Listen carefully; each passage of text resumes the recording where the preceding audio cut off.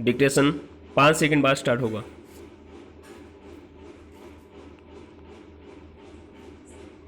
Yes, ready, start.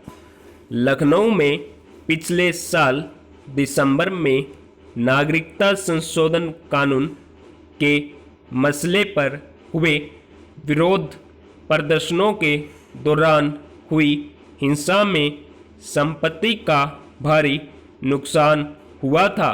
विराम। उत्तर प्रदेश सरकार ने इसके लिए आरोपों के घेरे में आए लोगों से नुकसान की भरपाई कराने को लेकर सख्त कदम उठाया। विराम। लेकिन इसके लिए उसने जो तौर तरीके अपनाए वे सवालों के कटघरे में हैं। विराम। दरअसल राज्य सरकार ने आरोपियों के खिलाफ जिस तरह के प्रचारात्मक उपायों का सहारा लिया उन पर शुरू से ही आपत्ति उठाई जा रही थी। विराम। अब इस मामले पर इलाहाबाद उच्च न्यायालय का जो रुख सामने आया है उससे साफ है कि सरकार ने लोकतंत्र और कानून के तगाजे को किनारे कर शायद हड़बड़ी में संयम रखना जरूरी नहीं समझा। विराम। गौरतलब है कि सीएए के मुद्दे पर हुए विरोध प्रदर्शनों के हिंसक होने और संपत्ति के नुकसान के लिए राज्य की पुलिस ने कई लोगों को आरोपी माना था। विराम।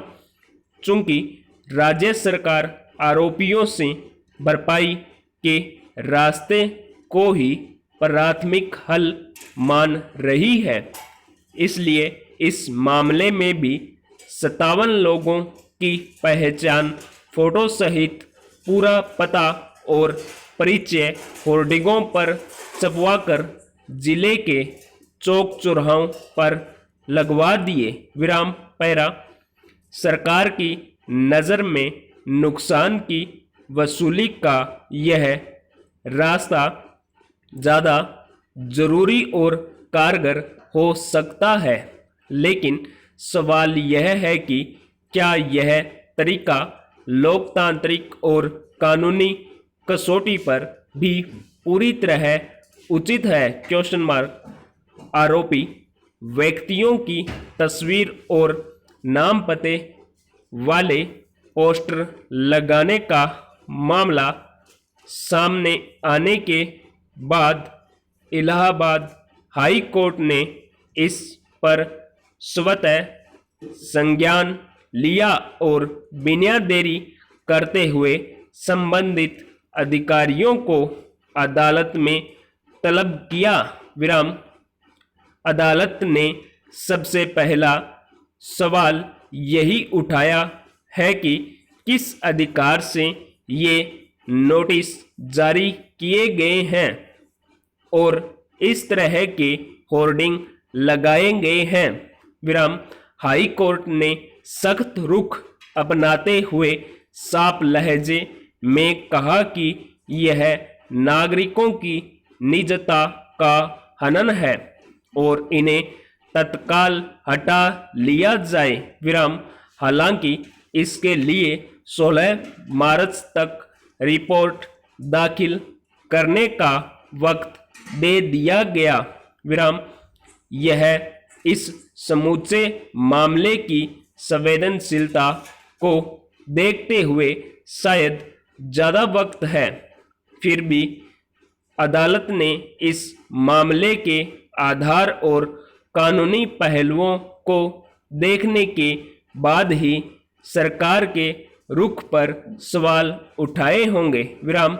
अगर ये आपत्तियां सही है तो सरकार और संबंधित अधिकारियों को उनका ख्याल रखना जरूरी क्यों नहीं लगा? Question mark. पैरा।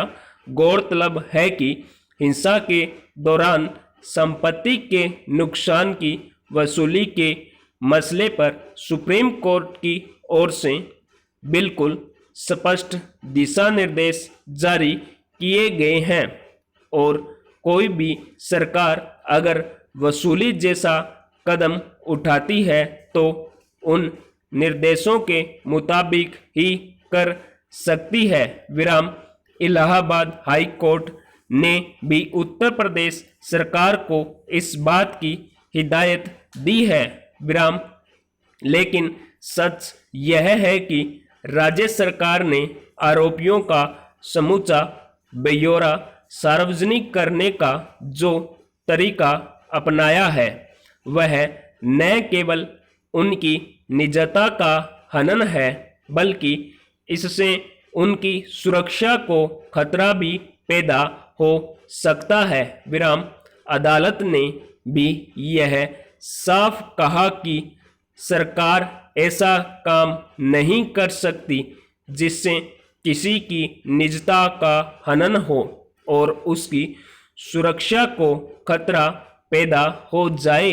विराम कई जगहों पर भीड़ में तब्दील हुए लोगों के हाथों महज अफवाह के आधार पर किसी व्यक्ति पर हमला करने और पीट पीट कर मार डालने की घटनाएं किसी से छिपी नहीं है।